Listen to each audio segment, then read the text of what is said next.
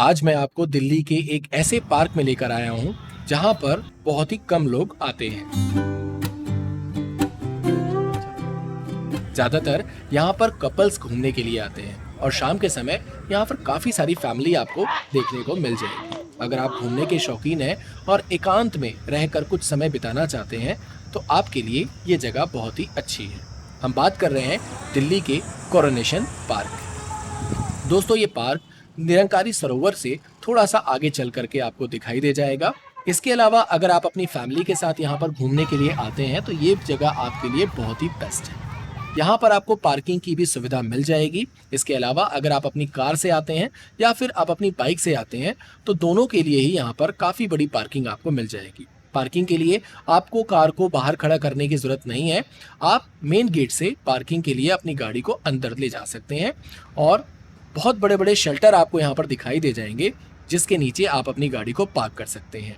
इसके अलावा यहाँ पर बस एक चीज़ की कमी आपको दिखाई देगी, वो है पानी की। अगर आप यहाँ पर घूमने के लिए आ रहे हैं तो आपको यहाँ पर पानी की बोतल लेकर आना पड़ेगा, क्योंकि यहाँ पर पानी पीने की कोई भी सुविधा आपको यहाँ पर देखने को नहीं मिलेगी। इसके अलावा अगर हम बात करें यहाँ पर वॉशरूम की, तो वॉशरूम की सुविधा आपको यहाँ पर मिल जाएगी। चारों तरफ आपको गार्ड्स यहाँ पर दिखाई दे जाएंगे, तो सिक्योरिटी का भी यहाँ पर पूरा का पूरा ख्याल रखा गया है, क्योंकि इस पार्क को डीडीए ने अपने संरक्षण में जब से लिया है तब से यहाँ पर बहुत सारी डेवलपमेंट धीरे धीरे हो रही हैं। इसके अलावा आप यहाँ पर देख सकते हैं, आपको बीचों बीच एक स्तंभ दिखाई देगा जिसका इतिहास बहुत ही पुराना है। इस इतिहास के बारे में अगर मैं बात करूं तो यहाँ पर 3 दरबार लगाए गए थे और ये तीनों दरबार इसी सेंटर पॉइंट में लगाए गए थे। तो यार अभी आप देख सकते हैं मैं इस समय हूँ दिल्ली के कोरोनेशन पार्क में, जो कि निरंकारी का जो समागम होता है जस्ट उसके बगल में ही है। और जिस जगह मैं बैठा हूँ मेरे पीछे आप देख सकते हैं, आपको एक स्तंभ दिखाई दे रहा होगा। यहाँ पर बहुत सारे लोग घूमने फिरने आते हैं, मगर ये स्तंभ किस लिए है, क्यों बनाया गया है, इसके बारे में काफ़ी लोगों को जानकारी नहीं है। तो यहाँ पर मैं आपको बताना चाहूँगा, ये दिल्ली का बिल्कुल ऐसी जगह है जहाँ से बहुत सारी चीज़ें हुई हैं, लेकिन लोगों को यहाँ के जो नॉर्मल यहाँ पर रहने वाले लोग हैं उनको भी इनके बारे में नहीं पता। तो मैं आपको बताना चाहूँगा, यहाँ पर 3 दरबार लगाए गए थे। तो दोस्तों, सबसे पहला जो दरबार यहाँ पर लगाया गया था वो लगाया गया था लगभग 1877 में, और जब क्वीन विक्टोरिया को यहाँ इंडिया की यानी भारत की क्वीन घोषित किया गया था, यानी महारानी घोषित की। उसके बाद जो दूसरा दरबार यहाँ पर लगाया गया था वो 1903 में किंग एडवर्ड के ज़रिए यहाँ पर लगाया गया था, जब उसे यहाँ का शासक घोषित किया गया था। और इसके बाद जो तीसरा दरबार यहाँ पर लगाया गया था वो लगभग जॉर्ज पंचम के यहाँ पर इंडिया आने की खुशी में लगाया गया था, और उसी समय जॉर्ज पंचम ने दिल्ली को भारत की राजधानी घोषित की थी। यानी पहले जो राजधानी हुआ करती थी वो कोलकाता हुआ करती थी, तो कोलकाता से हटाकर उसने दिल्ली को राजधानी घोषित किया था।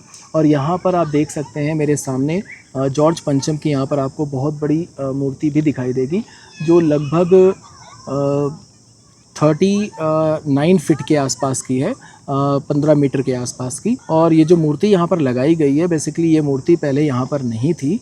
ये मूर्ति लाई गई है इंडिया गेट, और ये मूर्ति लगभग 1960 से 65 के बीच में, कंफर्म मुझे नहीं पता है, लेकिन 1960 या 1965 के बीच में इंडिया गेट से इस मूर्ति को यहाँ पर शिफ्ट किया गया था।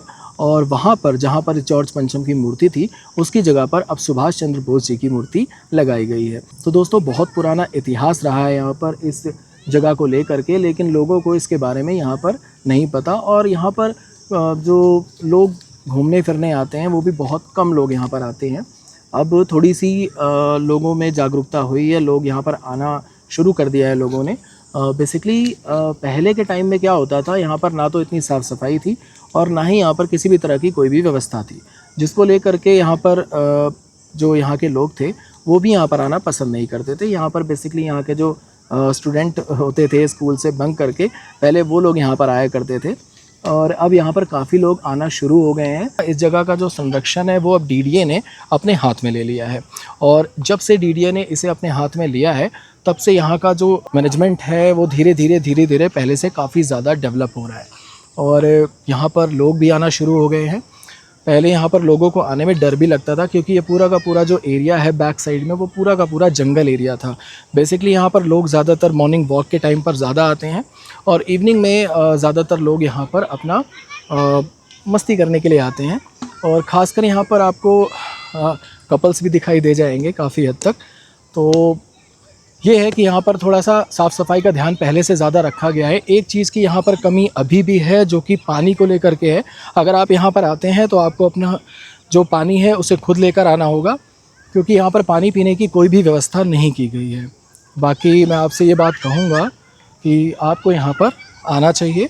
काफ़ी अच्छी जगह है, काफ़ी ओपन प्लेस है, और ये प्लेस निरंकारी के बिल्कुल बगल में है। निरंकारी जो आपका सरोवर है उससे बिल्कुल टच में है। इसके अलावा आप यहाँ पर देख सकते हैं कुछ मूर्तियां भी आपको दिखाई देंगी। यहाँ पर एक सबसे बड़ी मूर्ति आपको दिखाई देगी, जो जॉर्ज पंचम की मूर्ति यहाँ पर है। अगर हम बात करें जॉर्ज पंचम की, तो ये इंसान वही इंसान है जिसने भारत की राजधानी कोलकाता को हटाकर दिल्ली को राजधानी घोषित किया था। इसके अलावा इसके आसपास भी आपको काफी सारी मूर्तियां दिखाई दे जाएंगी। इस मूर्ति की अगर हम हाइट की बात करें तो लगभग 15 मीटर की आपकी ये मूर्ति है, और 49 फीट हम इसे कह सकते हैं। 49 फीट की हाइट की ये मूर्ति आपको यहाँ पर दिखाई दे। इस मूर्ति को इंडिया गेट से हटा करके कोरोनेशन पार्क में शिफ्ट किया गया था। हालांकि बहुत सारी ऐसी मूर्तियां जो ब्रिटिश सरकार से रिलेशन रखती हैं, उन सभी को हटा करके कोरोनेशन पार्क में भेजा था, लेकिन यहाँ पर कुछ ही मूर्तियां पहुंच पाई। बाकी का क्या हुआ इसका पता नहीं चला। अब इस पार्क को डीडीए ने डेवलप करने के लिए पूरी कोशिश की है, और रोज कुछ ना कुछ यहाँ पर डेवलपमेंट की जा रही है ताकि यहाँ पर लोग आए।